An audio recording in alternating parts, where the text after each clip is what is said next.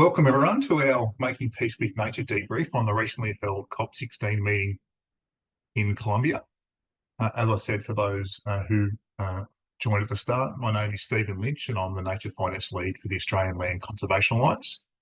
For anyone who's not familiar with the Australian Land Conservation Alliance, or ALCA, we're the peak body for private land conservation, and we represent organisations that conserve, manage and restore nature on privately owned and managed land right across the country. Can I start though by acknowledging that for everyone calling in from across Australia, we are doing so from Aboriginal and Torres Strait Islander lands. I'm calling in today from the land of the Wurundjeri people here in Preston, and I pay respects to elders past and present and extend that respect to all First Nations people on the call today and to the elders of the country you are calling in from. We've got 5 wonderful speakers joining us today: Erica McCreedy, Anjali Nelson, James Fitzsimons and James Biggs, who've all just come back from Colombia, and Sarah Terkes, who has been tracking the progress from home. For more information about our speakers, we'll refer you to the Resources tab.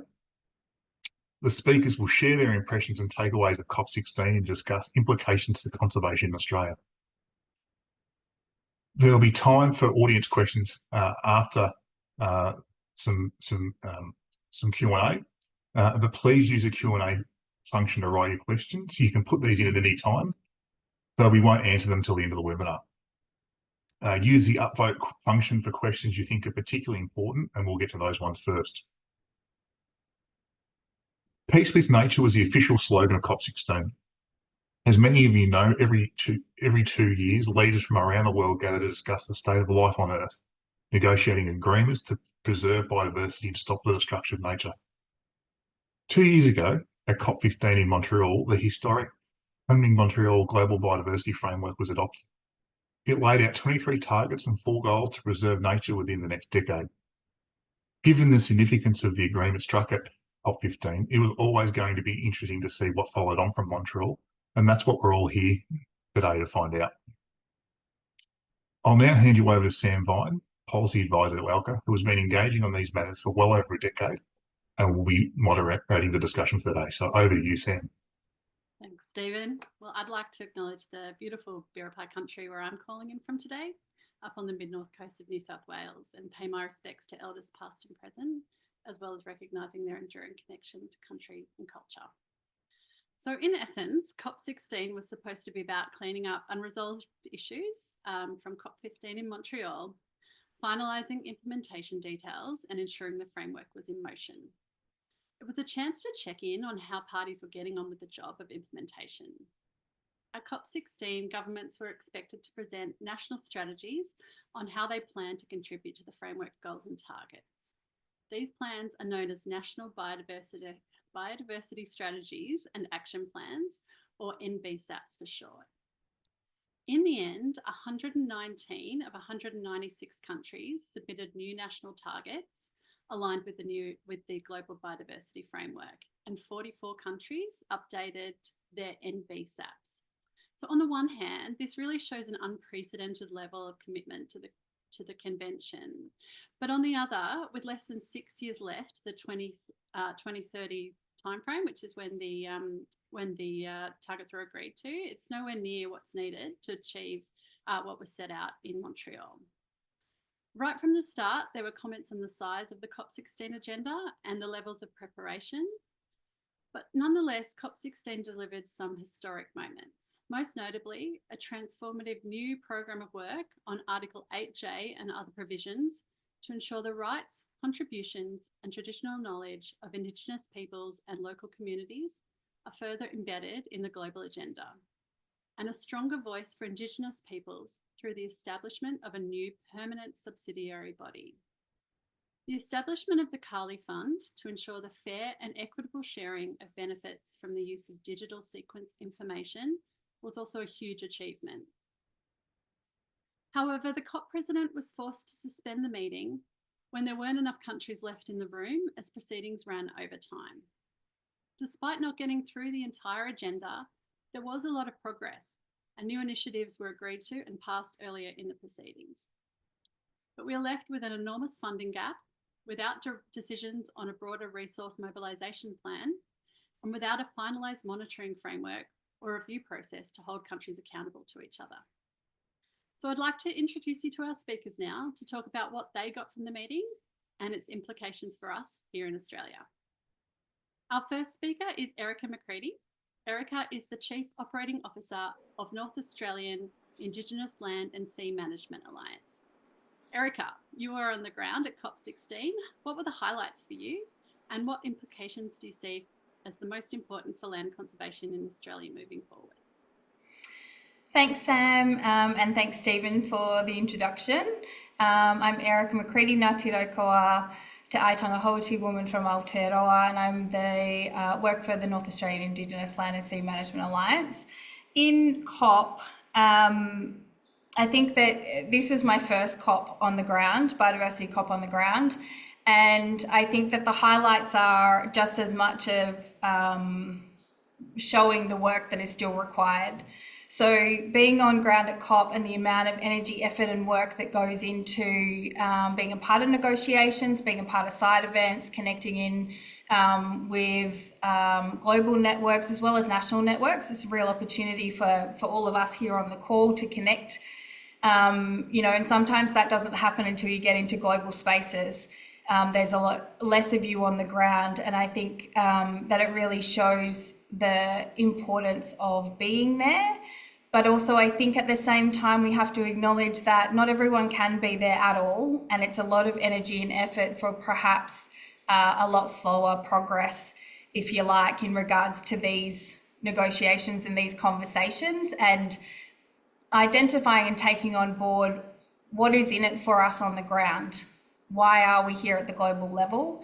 And how can we influence the conversations that are going on here to ensure that they actually do hit the ground? Because there's obviously a number of levels, from global to national to regional to local, and engaging with Indigenous people locally on country to ensure that we are getting benefit from the dialogues and discussions that are going on. So I think eye-opening in a number of ways, and also just really again reinforcing the huge amount of work that's still left to do with the limited time frame of targets from the GBF that we are working towards.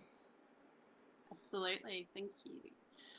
Sarah Terkes is the director of the Australian Committee of the International Union for the Conservation of Nature. So Sarah, what were IUCN's priorities going into COP16? What were the highlights for you, and what implications are important for nature conservation here in Australia? Thank you, Sam. Regarding priorities, so IUCN, hosted a large pavilion at COP16 under the banner Unite for Nature, and was there to follow negotiations, provide support, knowledge, tools and expertise, but understanding that we only have about 5 years left to halt biodiversity loss, IUCN called very clearly for 4 key things at COP. So number 1 was urgent action for all and by all. So understanding that governments should lead, IUCN also recognises the need for an all hands on deck approach to, maintain our determination and our ability to halt biodiversity loss. Number 2 is leadership and commitment to reach compromises that will achieve the financial resources necessary from all sources. So every effort must be made to compromise and secure the necessary funding and investment.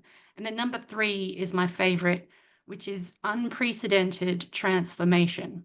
So achieving a truly nature positive future will require massive transformation across all sectors and at all levels.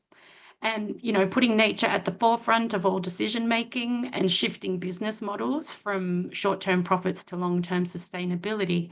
And then reminding, everybody that biodiversity underpins all life. It must not be seen as a commodity. It is our life support system. So we are not going to solve this conundrum with biodiversity credits. We need massive systems change. And then number 4 was scaling up the tools we already have. So while we need to assess needs, capacity, knowledge, etc., in a continuous and adaptive way, we first need to rely on, the tools, the knowledge, and the resources that already exist and have proven effective. So don't reinvent the wheel. We don't have time. What are the important implications for nature conservation? Well, if we're going to achieve this unprecedented transformation across all levels of modern civilization, and which includes us compromising to get that necessary funding, we do need to start working much more effectively across sectors.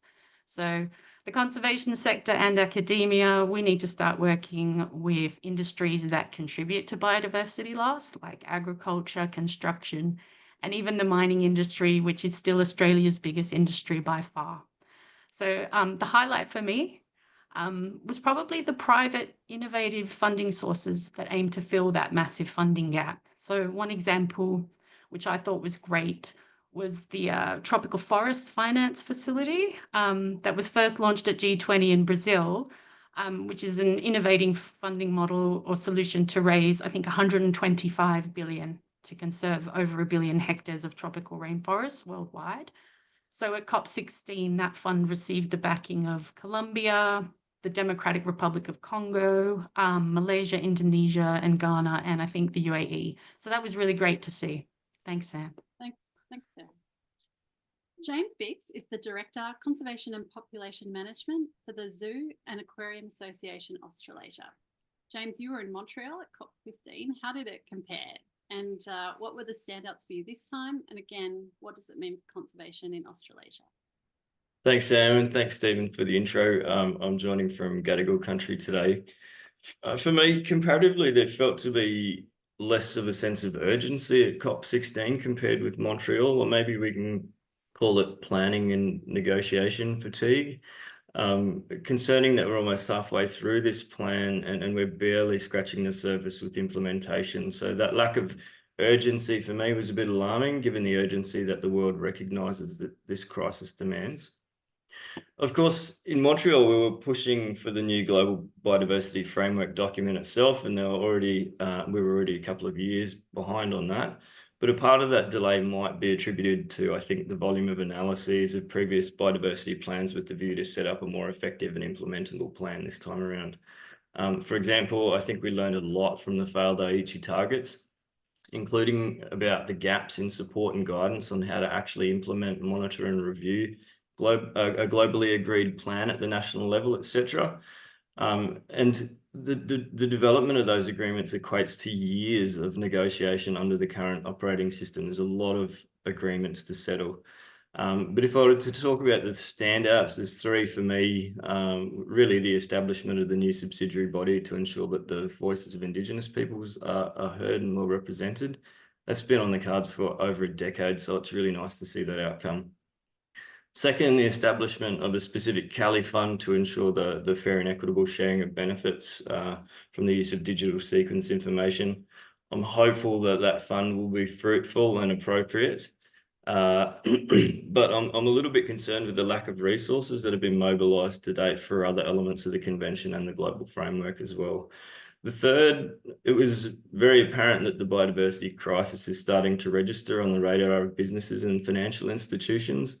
There are a lot of businesses and financial interests in the room with an evolving understanding that biodiversity, and in particular biodiversity loss, affects us all and is a risk to all of us. But there's still a lot of work to do, I think, to ensure the effective implementation of the new framework. So for conservation in Australasia, I think it really means that we just need to get on with it. We can't wait for parties to scrutinise every word of every framework. The stakes are too high to let those protracted debates slow down that urgent need for real world progress. Thanks, Sam. Well said, thank you. So James Fitzsimons is Senior Advisor, Global Protection Strategies for the Nature Conservancy. James, you were in Montreal too. Again, how did it compare? Can you summarise your highlights, lowlights and key takeaways, particularly for private land conservation here in Australia?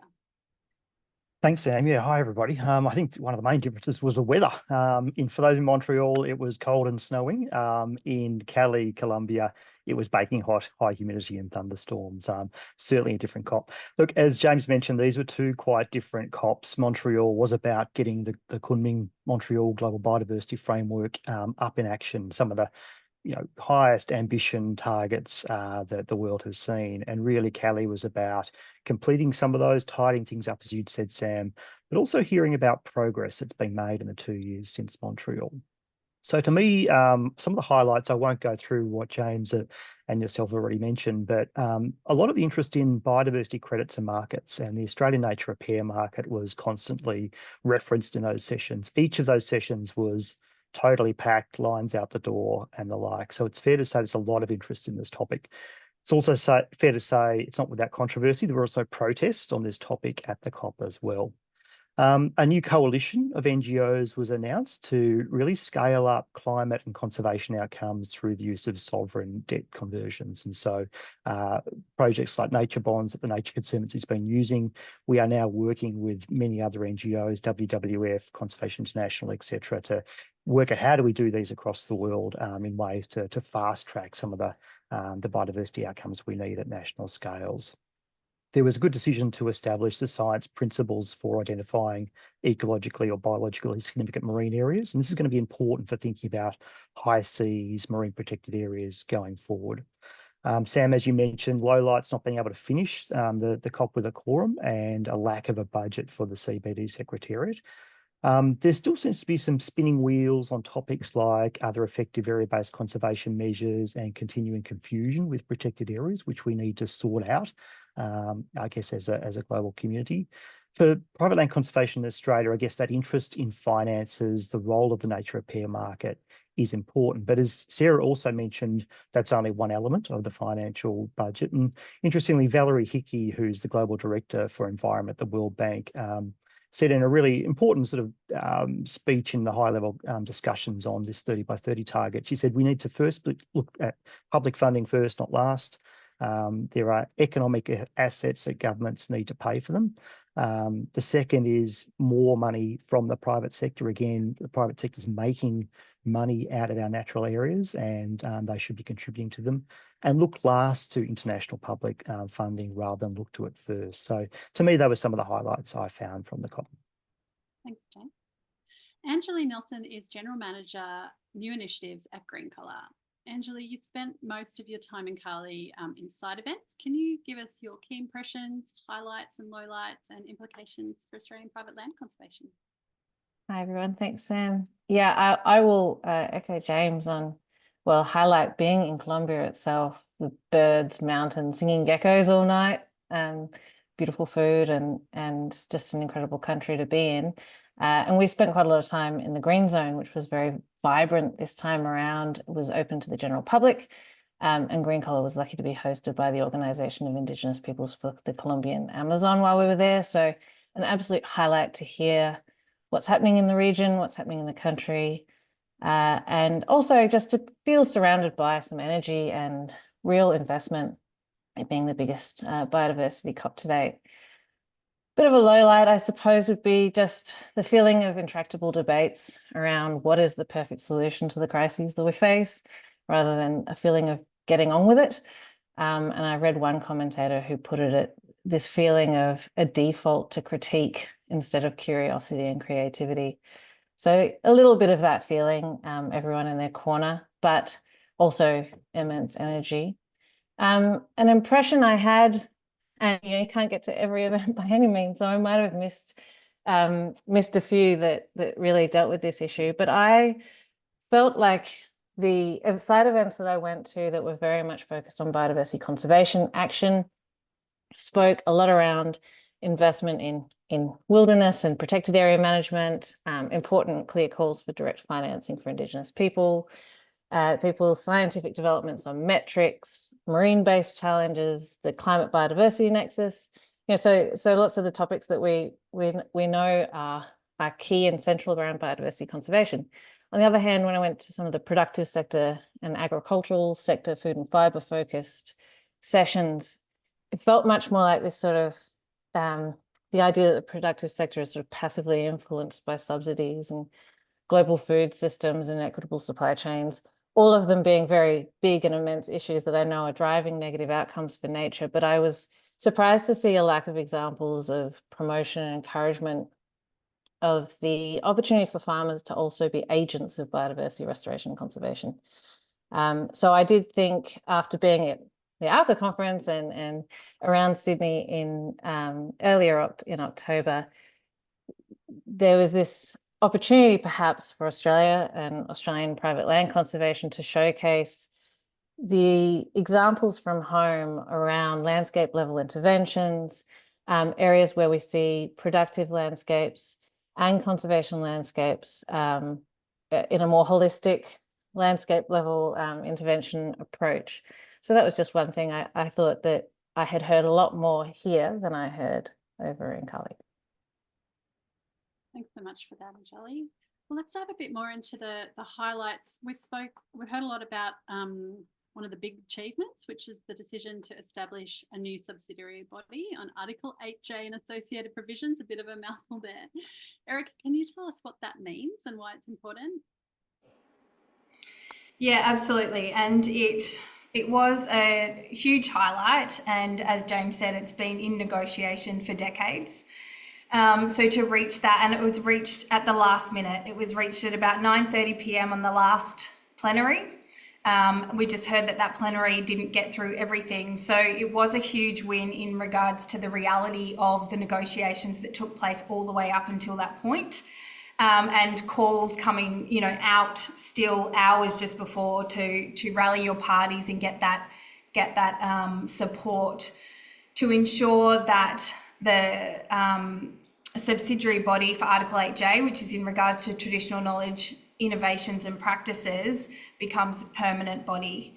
So the component of that is to ensure that Indigenous voices are involved. And I will say IPLCs, Indigenous peoples and local communities, from a global standpoint. We don't use that term in Australia. We're talking about Indigenous peoples here. But in terms of the global subsidiary body, it is to ensure that IPLCs have a permanent seat at the table to advise on the way in which we implement biodiversity actions that impact Indigenous people. So if we think about, some of the stats that come out of CBD, which is 80% of the world's biodiversity sits on Indigenous lands. If we look at Australian stats, 10% of all biodiversity in the world sits within Australia. We can also identify that a large majority of that 10% will sit on Indigenous lands as well. And so the involvement of Indigenous people in the decision making, the direction and the knowledge, access to traditional knowledge, and it's non-negotiable. I'm obviously coming from the standpoint that it's non-negotiable, but to see it be put into place and the hard-fought battle all the way up right to the end of that to get it done is a huge success, and it is a huge celebration, and it's just the start. So it's one component, and then the rest of what needs to follow from that is the implementation and the details of what that body will be, and how that will work. So I think that in terms of when we look at these decisions that have been made that go through, there's still the work to be done after the fact. And there's still the work to be done also on that local, regional, national, and, not just weighing in on, great, there's now a subsidiary body, permanent subsidiary body for AJ, for 8J, Article 8J, and therefore we don't have to do anything because it will filter down to us. Absolutely not. We need to be working at all levels very specifically in how Indigenous people are engaged in directing the decisions that are happening in regards to biodiversity actions on country and at all those local levels. So yeah, a huge win. Also just identifying, working with the International Indigenous Forum on Biodiversity, and I was working with them in regards to the resource mobilisation and the negotiations within that space.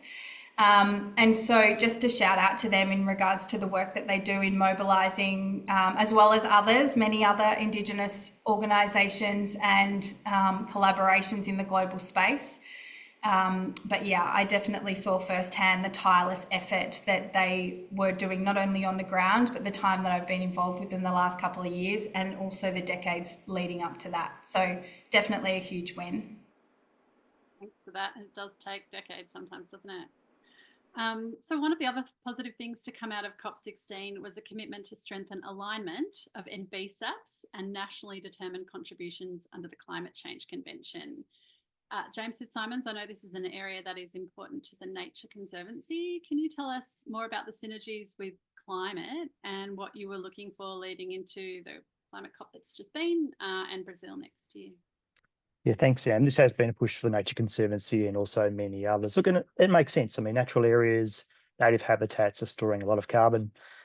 Managing those well or protecting them is good for biodiversity, and it's good for retaining that carbon. Likewise, restoring habitats is good for biodiversity and mostly good for carbon. So there are clear and obvious synergies here. And indeed, the Australian government's recognised this for many years through the various land-based methods under the Carbon Farming Initiative. So greater alignment between these nationally determined contributions under our Paris and climate obligations and our national biodiversity strategies obviously makes a lot of sense. So there are potential for perverse outcomes by, say, prioritising plantings of forests or other non-native carbon-rich systems in native habitats that might not be carbon-rich. And so getting better alignment between these two different entities is really important. So the parties I guess, reiterated the need for alignment of carbon and biodiversity plantings and commitments under those various conventions. They also made it clear, though, that we can't just rely on nature-based solutions here, and that countries need to be making deep and sustained cuts to greenhouse gas emissions as well. So really, I think that's kind of the emphasis on it. And really for us and in Australia, where we know that perhaps climate action and perhaps climate finance is perhaps a higher priority in many ways for governments than biodiversity has been, looking towards how do we prioritise biodiversity in natural areas as part of our nationally determined contributions is going to be important going forward as well, and reminding our climate colleagues that that's part of the global solution here as well. Thanks, James. So we expected the monitoring framework to be signed off and it wasn't. So Sarah, can you tell us why this is important and perhaps what went wrong? Sure. So having an agreed monitoring framework is incredibly important for accountability and to measure the real progress being made towards achieving the targets of the Global Biodiversity Framework.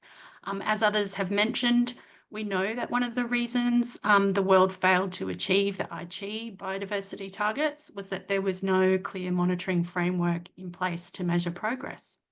And so at COP15, a monitoring framework was adopted alongside the biodiversity framework, and that included required indicators for achieving almost all of the targets.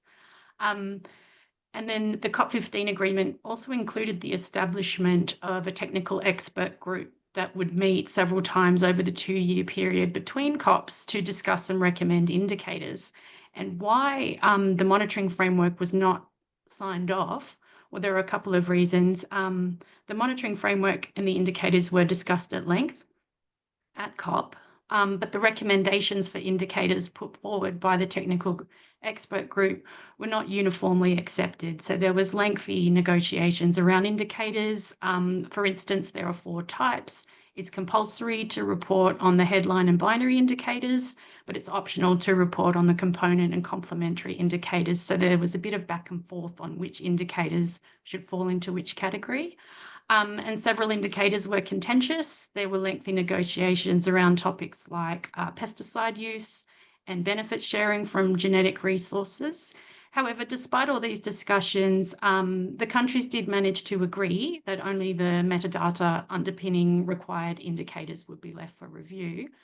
They agreed to leave room for new optional indicators. What ultimately stalled the monitoring framework negotiations was actually the topic of resourcing.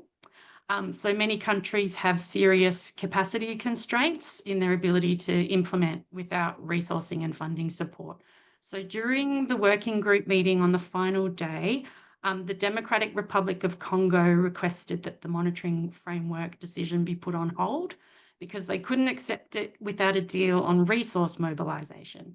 And that was the ultimate reason it stalled. So as others have mentioned, negotiations were due to finish on the Friday, but they ended up on the Saturday morning after 24 hours of non-stop negotiations.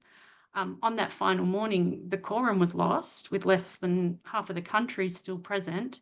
And so COP16 was suspended during negotiations for the resource mobilisation decision. And because countries failed to reach consensus on resource mobilisation, that meant that the monitoring framework was not discussed again. So the monitoring framework was reviewed and agreed upon in many ways, but they were unable to officially adopt it right at the end without agreement on resource mobilisation. But it's not the end of the world. Countries will continue these talks next year at an interim meeting in Bangkok, and it is it's expected that these 2 remaining items will be finalised and agreed upon then. So James Biggs, you were there for the subsidiary body on implementation the week before COP, as well as the COP itself. So tracking delegates trying to get clean decisions for endorsement by the Conference of Parties, were parties actually negotiating? Thanks, Sam. Just quickly, for those not familiar, the SBI, or the subsidiary body on implementation, is a group that reviews progress on implementation of the convention and also takes strategic actions to enhance its implementation. The meetings of the SBI that happened immediately before COP16 were more looking at evaluating parties' respective implementation of the Global Biodiversity Framework to date, since it was adopted in Montreal. So the meeting wasn't really a forum for negotiating, but rather an opportunity for parties to demonstrate progress towards implementation. A lot of the negotiations took place in the intersessional period between COP15 and 16, and a lot in the concurrent sessions during the COP itself as well. And they were negotiations on things that were identified in Montreal as critical to delivering the new framework, like a monitoring framework, like resource mobilisation, etc. I think we know that multilateral cooperation is really critical for addressing these global challenges like biodiversity loss, but we also know that the process can be fraught with delays and setbacks, and particularly when conflicting interests and prolonged text negotiations arise. And we did see that sort of conflict in Cali. So in short, yes, negotiations were occurring, but they were slow, and I think they ultimately prevented the parties from reaching agreement on some of those critical decisions that will support the full and effective implementation of the framework in some countries. There's got to be a way that we can streamline negotiations and reduce the impact of that conflict in discussion. Brilliant. Thanks, James. So James Fitzsimons, Target 3, the target to protect 30% of the world's terrestrial and inland water areas and marine and coastal areas, it wasn't subject to negotiations at this COP, but there was a lot of discussion at side events. Could you quickly tell us what was discussed and any progress updates? Yeah, thanks, Sam. There was a lot of discussion. Indeed, there was a whole day dedicated to this, organised by the High Ambition Coalition for Nature and People, the IUCN's World Commission on Protected Areas, and the Convention Secretariat as well. Look, a lot of that discussion was around what counts, and there's still debate and I think still confusion around that. Protected areas, other effective area-based measures, OECMs, etc. And indeed the third pathway around Indigenous territories as well. Still debate around what's in and what's out in that space. It was actually really good to hear different voices in those discussions that aren't typically in the tent on those. And so that was refreshing, and also gives, I guess, many of the key players in the space a bit of food for thought around going for the next 5 years. Look, the Protected Planet report was released. Their 2024 report was released at the COP, and this is kind of the compilation of the globe's protected areas and OECMs brought together. It's found that we're at 17.6% of land and inland waters, and about 8.4% of the oceans is protected at the moment. So it's only been a small increase since 2020, apparently 0.5 percentage points in both of those lands and oceans. So still a fair way to go, it's fair to say.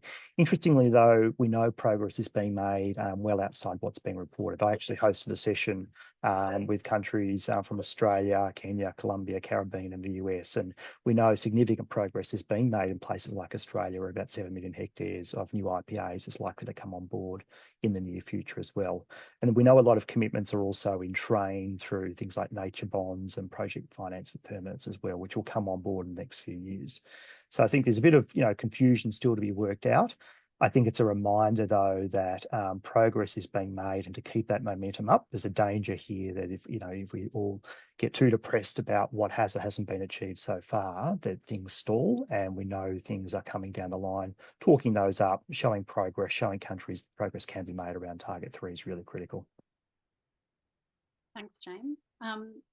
quickly on finance. It's always hoped that COPs will create a platform for financial pledges.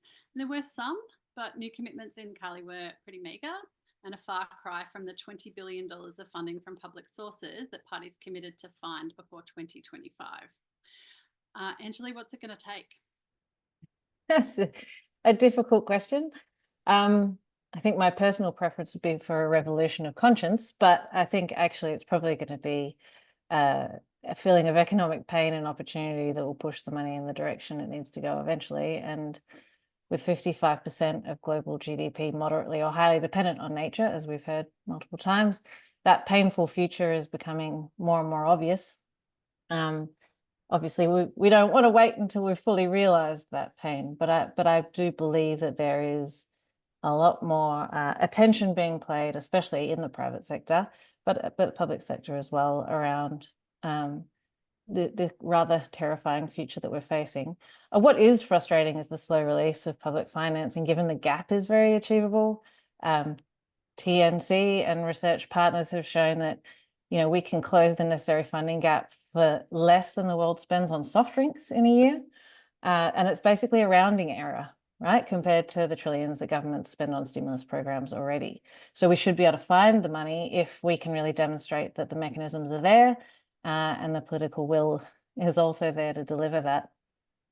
So there's lots of mechanisms, and I think we saw many of them being talked about. Creating revenue through green financial products, reducing harmful economic behavior that's already in place around subsidies and supply chain issues, smarter investments. We've heard a lot recently about nature as infrastructure and how do we start viewing, I guess, green utilities as a way of investing more effectively in nature and of course through results-based payments. Programs and finances like Sarah was talking about with the tropical forest facilities.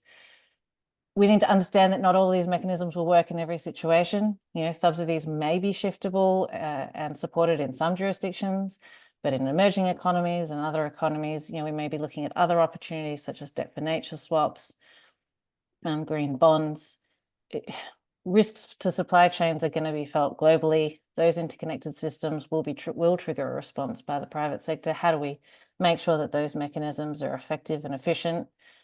So basically there's a need for multiple solutions to highlight the important role of government, but maybe we can't rely solely or wait entirely for its leadership, especially in these international negotiations. And I guess my last point quickly would be, I do also feel that there's a lot of the available finance, and maybe not so much in these bilateral situations, but from the private sector, is kind of frozen at the moment behind reputational risk. There's been so much critique of early adopters in many of the environmental initiatives that I think what was probably a resolvable issue around greenwashing risk is now leading to green hushing and a slinking away from any commitment.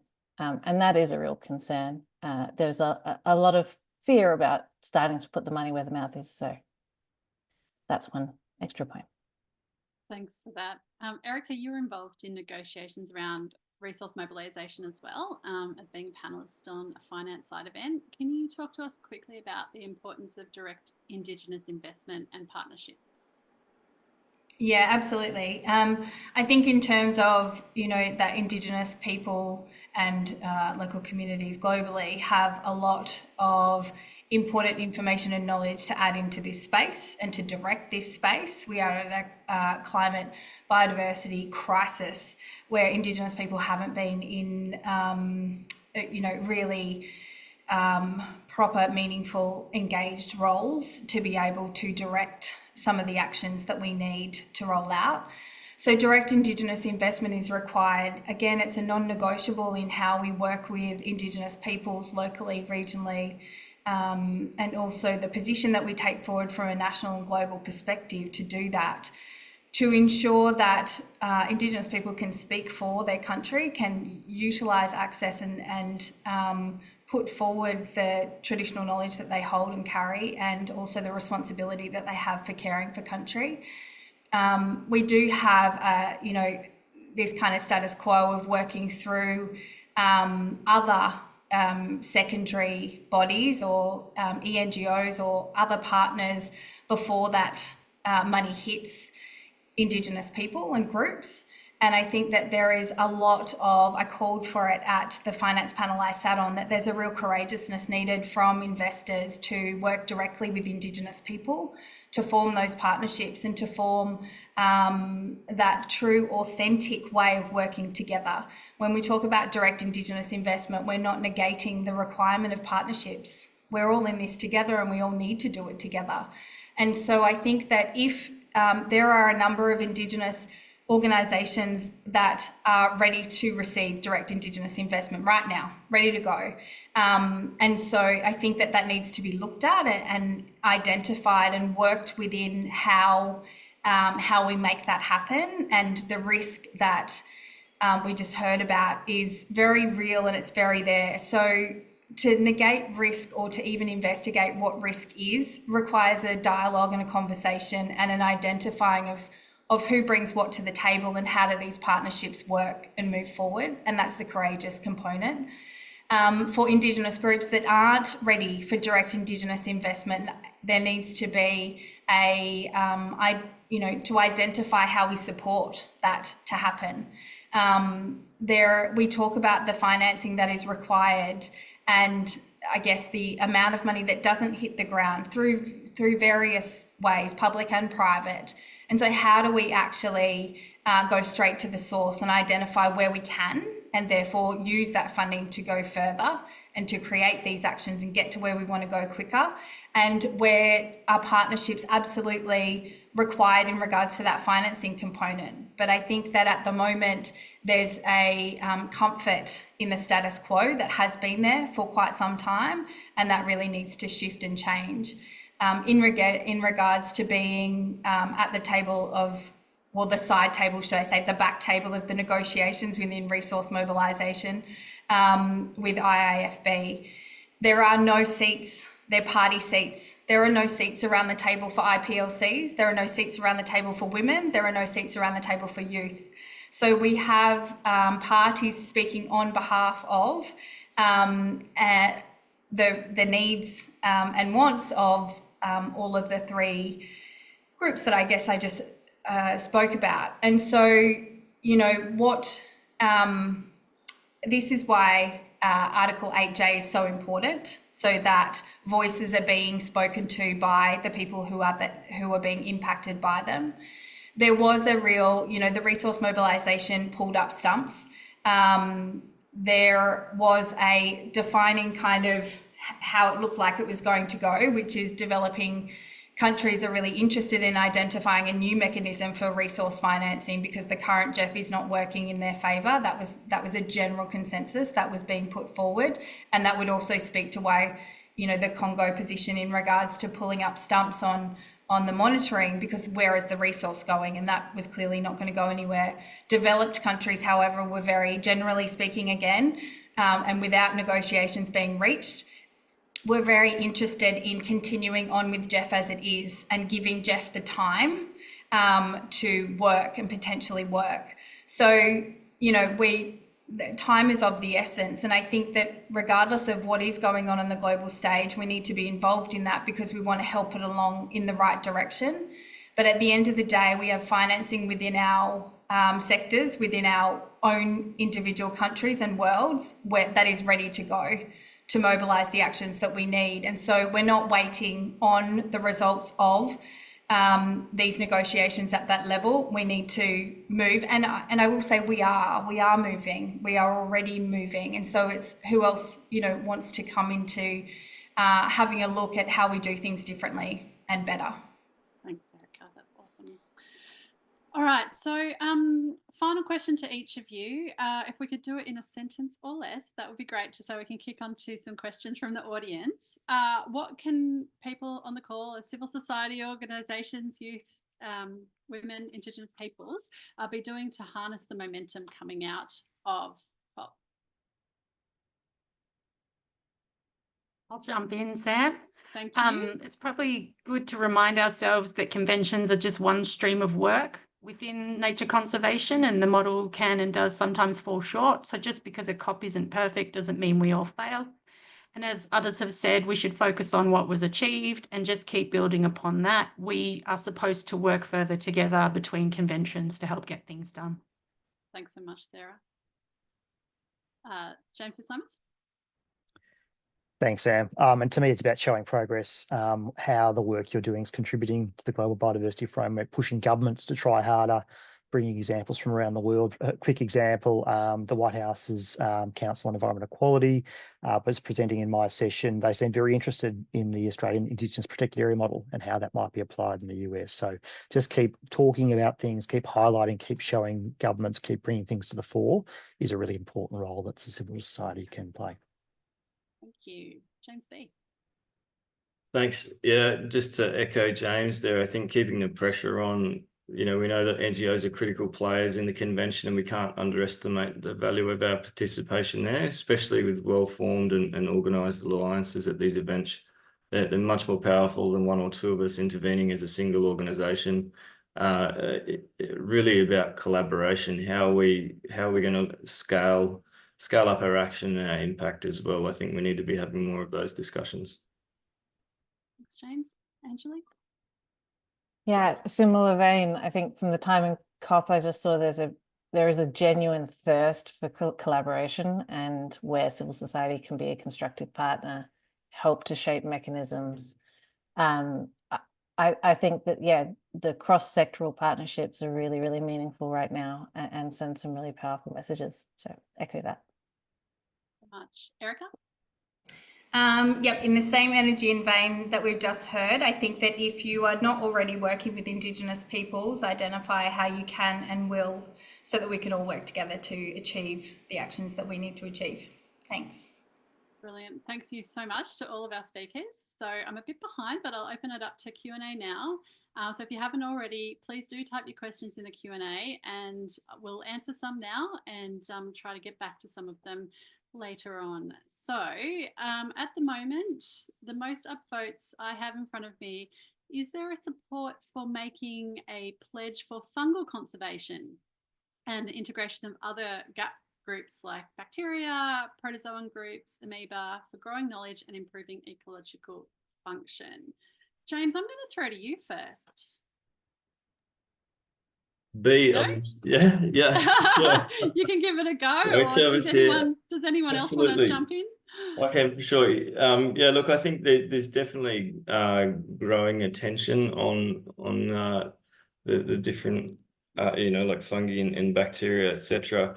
Certainly they're miles behind in terms of interest and investment in supporting those species. So yeah, I think in terms of a fund specific to those, I wasn't aware of any, but I didn't attend too many of the side events. Maybe someone that was at the side events might have a better idea. What we might do is grab, when we're circulating the recording, we can just, if anyone else has got some more input, we can add to that. So the other question I have is, who was on the Australian government delegation? Were they serious and committed, and were you comfortable with their characterisation of the natural situation and our working towards targets? James Fitzsimons, can I throw that one to you? I can probably answer part of it, Sam. So I think there was about 6 or 7 folks from the Australian government there. Dean Knudsen, Melissa Cottrell, Greg Manning, a number of others. Look, and to be honest, I wasn't in a whole lot of the sessions where they were speaking, so I couldn't actually speak for that, but they were certainly there, very busy, as per usual. Great. And I'll get any more feedback on that question from the panelists to circulate. So the next question I have is, can you expand on what businesses, corporates are looking for in this space? Many discussions I've had with biodiversity is still pretty ambiguous. How can we better communicate why it's important and connect to supply chains and risks? Anjali, can I throw this one to you? Yeah, sure, I can have a go. Yeah, look, I attended quite a few of the side events around corporate disclosures, and there is absolutely momentum happening in that space of looking to understand if you are a corporate, especially if you're one of the larger ones or some of the larger ones, you know, what happens in your supply chains? How can you improve traceability? What impacts are there throughout those supply chains? I would probably agree that the concept of biodiversity in a broad sense is probably still a little nebulous or harder for them to grasp, but we definitely heard lots of examples of, we know that in this region, water security and quality is going to be a major risk for our supply chain. We understand that pollinators in this space are a major problem for us going forward. Well, sorry, the degradation of pollinators is a major problem for us going forward. So there was examples coming out of those much more sort of tangible connections, I suppose. I think we'll see a lot happening in water earlier, freshwater especially. But it'll be interesting to see how that evolves through time. So I think there's a thinking of, what do I have, what are the risks to my company that I need to be aware of, and how do I disclose them? So we're going to see more and more disclosures coming through, set by national governments, especially things like the CSRD in Europe. And that's going to actually bring a lot of awareness, I suppose, from the private sector on the impacts on nature. It'll be interesting to see if it's perceived or quite differently to those of us who are environmentalists or environmental scientists in the way we see it, but that's part of that communication going forward. I'm not sure if I answered that. What else are they looking for? Yeah, so that'll be a while. I think it'll take, what we saw was TNFD is going to take a while for people to work through all of that, and we'll need to find ways to engage private sector in direct action while they take these next few years to really understand the impacts of their companies on nature and get those metrics right. While you're on TNFDs, was there an update on TNFDs at COP16? Is there a regulatory enforceable mechanism to ensure that companies adopt transparent reporting of NFDs? Right. I think that might be best if we send that around via an email. I don't represent TNFD in any way, so I would like to make sure that that's accurately conveyed. Does anyone else have a view on that, or should we jump to the next one? I feel like there was a lot of discussion, but yes. There was absolutely a lot happening, but I think we can, yeah. Absolutely, cool. So one of the next questions is about John's surprised that the World Bank suggested we should seek public funds first. There is insufficient revenue for all the public expenditure, and environmental nature repair is a low priority in most countries, certainly Australia.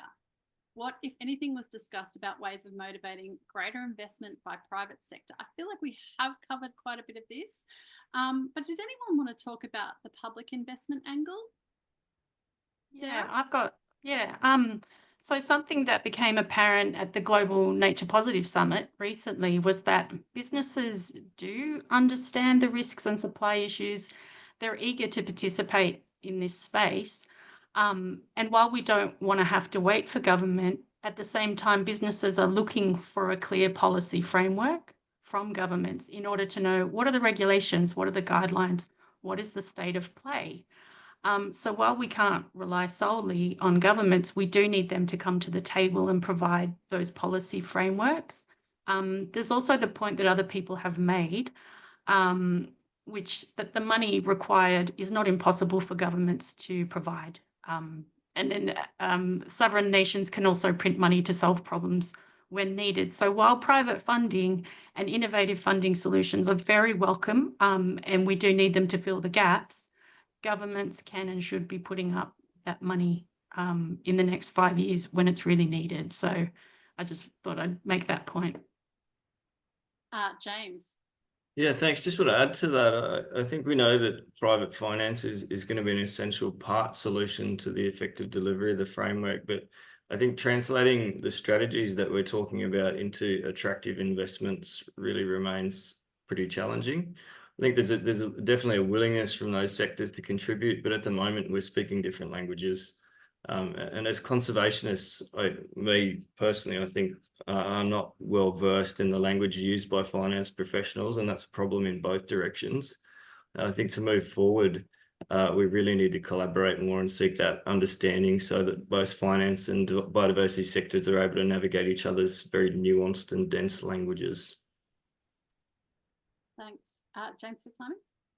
Perhaps just to add to that, I mean, let's not kid ourselves, public spending on environment in Australia is pretty low in the scheme of things, and we shouldn't shy away from that. And beyond, I guess, the private semi-commercial side of investment, let's not forget philanthropic investment. And they're also wanting strong leadership from government to co-invest with. And we're actually leaving money at the table at the moment, or money at the door essentially, by not actually having strong proactive government investment to try and bring that private and philanthropic sector along to partner. And that's without touching on redirection of harmful subsidies, which I don't think got a lot of coverage. Okay, well, I think this might be our last question. Maybe one, Sarah, you could start off with. You sort of hinted at it. How do we avoid a metrics trap?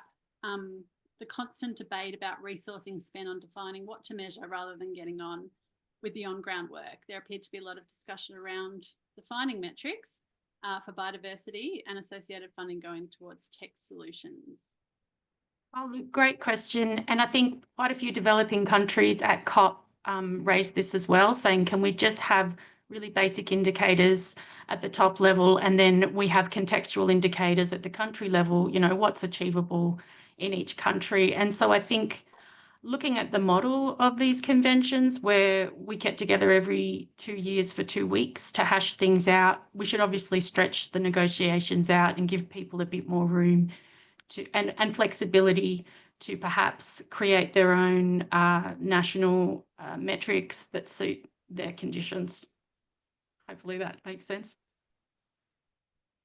Thanks. Well, I think that's about all we have time for today. So as I said, yeah, we'll pull the list of questions off. Stephen, I'll just hand over to you to wrap up.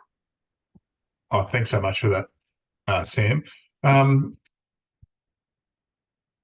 As Sam mentioned, we'll pull a list of questions we didn't get to and try and answer them and send it out when we send out the recording. I'm sure that I speak to everyone today when I say thank you very much to all our speakers. I know personally I took away a number of excellent insights, and you know, I got to learn a lot about what happened without having to go all the way to Colombia. Well, that would have been excellent as well. But thanks everyone for taking your time to debrief on the call, and thank you for all the work that you do for nature. Thanks to those who jumped online and asked excellent questions. We wish you nothing but an excellent rest of the day and all the best for the future. Thanks everyone. Goodbye.